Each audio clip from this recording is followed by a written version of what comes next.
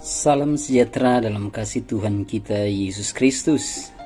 Bapak Ibu Saudara-saudari yang dikasihi dan diberkati Tuhan, bertemu lagi bersama saya Pastor Mel Kirarung dalam program Suara Kebenaran melalui Renungan Harian Santapan Rohani hari ini.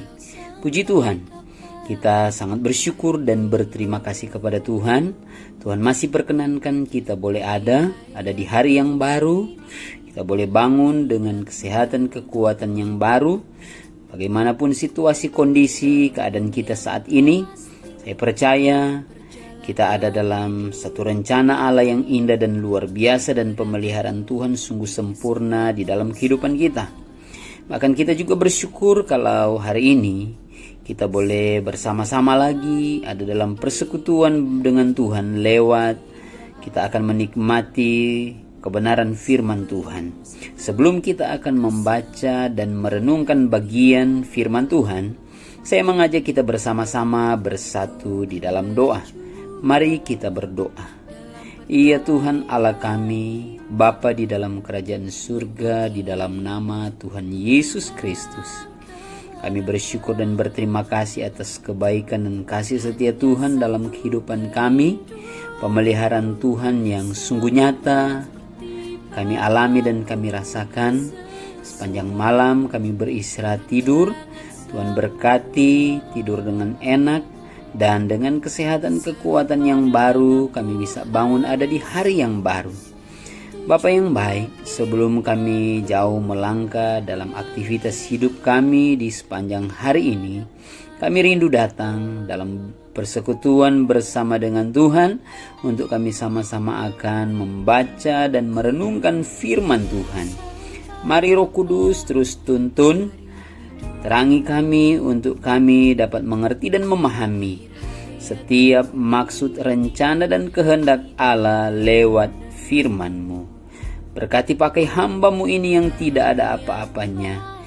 Biar kiranya hikmat, marifat surgawi, bahkan otoritas dan wibawa Allah bersama-sama dengan hamba-Mu untuk menyampaikan kebenaran firman Tuhan.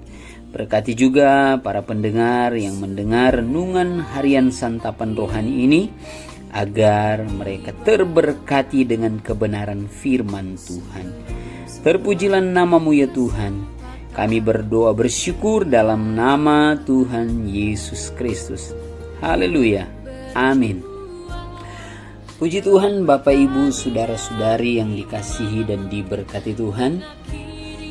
Renungan harian santapan rohani hari ini terambil dari kitab Injil Matius pasal yang ke-7 ayat 21 sampai dengan ayat yang ke-23. Demikian firman Tuhan. Bukan setiap orang yang berseru kepadaku, Tuhan, Tuhan, akan masuk ke dalam kerajaan sorga, melainkan dia yang melakukan kehendak Bapa-Ku yang di sorga. Pada hari terakhir, banyak orang akan berseru kepadaku, Tuhan, Tuhan, bukankah kami bernubuat demi nama-Mu dan mengusir setan demi nama-Mu dan mengadakan banyak mujizat demi nama-Mu juga? Pada waktu itulah aku akan berterus terang kepada mereka dan berkata, aku tidak pernah mengenal kamu. Enyahlah daripadaku, kamu sekalian pembuat kejahatan. Puji Tuhan, Bapak Ibu Saudara-saudari yang dikasihi dan diberkati Tuhan. Tema renungan harian santapan rohani hari ini, apakah percayamu benar? Dari ayat pembacaan firman Tuhan sangat jelas kita melihat bagaimana ada suatu pernyataan tegas dari Tuhan Yesus Kristus, di mana Tuhan seakan-akan mau berkata, mengapa kamu memanggil aku Tuhan, Tuhan, tetapi kamu tidak melakukan kehendak Bapa? Saya percaya kita sama-sama akan setuju bahwa orang-orang siapapun yang memanggil dan berseru kepada Tuhan, Tuhan, khususnya ketika kita memanggil dan berseru kepada Tuhan Yesus, itu kita percaya bahwa orang tersebut percaya kepada Tuhan Yesus Kristus. Bapak, Ibu, saudara-saudari yang dikasihi dan diberkati Tuhan, jika kita hanya mempercayai Allah atau Tuhan itu ada, untuk apa? Ternyata Allah tidak menginginkan hanya diyakini bahwa Dia ada atau Dia esa. Iman bukan hanya sekedar menyangkut keyakinan tentang keberadaan Allah, melainkan juga relasi atau hubungan antara subjek, yaitu kita yang percaya, dengan Allah sebagai objek yang kita percayai. Perlu diingat, roh-roh jahat juga percaya dan mereka gemetar. Tetapi relasinya sebagai oposan atau musuh berbeda dengan kita yang percaya, yang seharusnya submit atau tunduk sepenuh, sama seperti Abraham yang disuruh apapun, termasuk mempersembahkan Ishak anaknya, dia mau melakukan. Jadi kalau sekarang kita percaya menyerahkan diri kepada Yesus, artinya kita memberi hidup untuk hidup serupa dengan Tuhan Yesus. Kita memperagakan hidupnya sebagai teladan sempurna. Maka di Alkitab, firman Tuhan mengatakan bahwa kita harus sepikiran, seperasaan dengan Tuhan Yesus. Itu dalam Filipi 2 ayat 5 sampai dengan ayat yang ke-7. Bahkan juga di bagian lain ada firman Tuhan mengatakan agar kita menjadi serupa dengan Yesus dalam Roma pasal 8 ayat 28 sampai ayat 29. Kita tidak lagi mengenakan diri kita, tapi Kristus yang hidup di dalam diri kita. Hidupku bukan aku lagi, tetapi Kristus yang hidup di dalam aku. Itulah yang disampaikan oleh Rasul Paulus. Dalam Kolose 3 ayat 1 sampai 4 mengatakan kita sudah mati dan hidup kita tersembunyi bersama dengan Kristus di dalam Allah. Dengan demikian, pada intinya hidup kekristenan itu perjuangan untuk terus-menerus mengalami perubahan agar kita mengenakan dan memperagakan kehidupan Yesus. Jadi kita jangan tergoda dan terjebak dalam perdebatan yang tiada henti mengenai apakah Yesus 100% Allah atau 100% manusia. Di sepanjang sejarah gereja, ini sudah diperdebatkan, yang dianggap salah dikucilkan bahkan sampai dibakar. Yang penting, kita mengenal dengan benar siapa Tuhan Yesus, karena kita harus meneladani hidupnya. Kita mau debatkan Dia itu Allah, sejajar dengan Allah atau tidak, tapi kalau kita tidak mengenal Yesus, siapa dan bagaimana Dia untuk kita teladani, percuma dan sia-sia. Percaya kepada Yesus berarti serupa dengan Dia. Tidak serupa dengan Yesus berarti belum percaya yang benar. Yesus itu datang menjadi manusia, dalam segala hal disamakan dengan kita. Dalam Ibrani 2 ayat yang ke-17, kalau Ia tidak dalam segala hal disamakan dengan kita, maka kita tidak bisa meneladani Dia. Maka yang penting adalah bagaimana kita bisa mengenali dan mengenakan perilaku Yesus di dalam kehidupan kita, sampai kita bisa berkata, seandainya Yesus hidup sekarang di tengah-tengah kita, Dia seperti ini, seperti yang kita lakukan. Karena kita sudah sering melihat diri kita gagal untuk hidup di dalam ketaatan kepada Bapa. Belum lagi kita dicemari dengan banyak ajaran yang membuat kita bermental block. Kita tidak berani mengatakan itu. Sekarang sebelum kita meninggal dunia, sebelum Tuhan memanggil kita, mumpung masih ada kesempatan dan waktu yang Tuhan berikan, mari kita usahakan usaha untuk mengenakan perilaku Yesus tidak sekedar dan memang tidak semestinya digantikan hanya mengisi pikiran dengan ilmu teologi.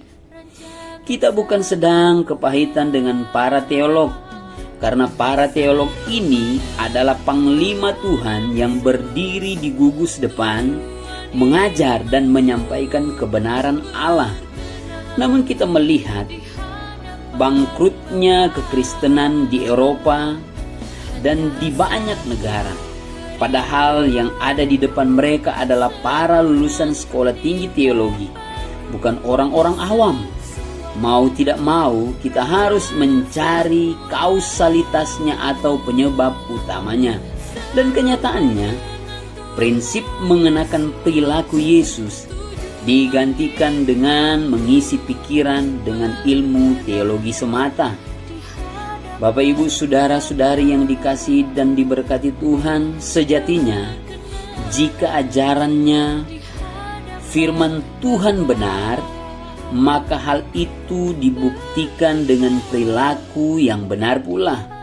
Dan perilaku yang benar itu ditunjukkan dengan tutur kata, sikap, dan dalam perbuatan yang benar.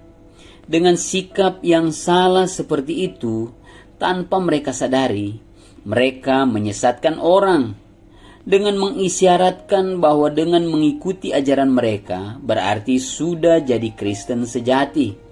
Perhatikan orang-orang seperti ini. Pertama, mereka akan menyerang ajaran orang lain. Kedua, mereka akan menyerang lembaganya untuk membuktikan ajaran mereka lah yang benar. Ajaran yang lain pasti salah. Dan yang ketiga, mereka akan menyerang pribadi.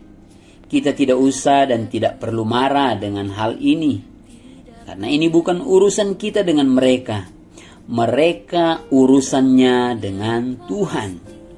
Namun ironis, banyak orang Kristen telah disesatkan oleh para teolog yang mensakralkan doktrin.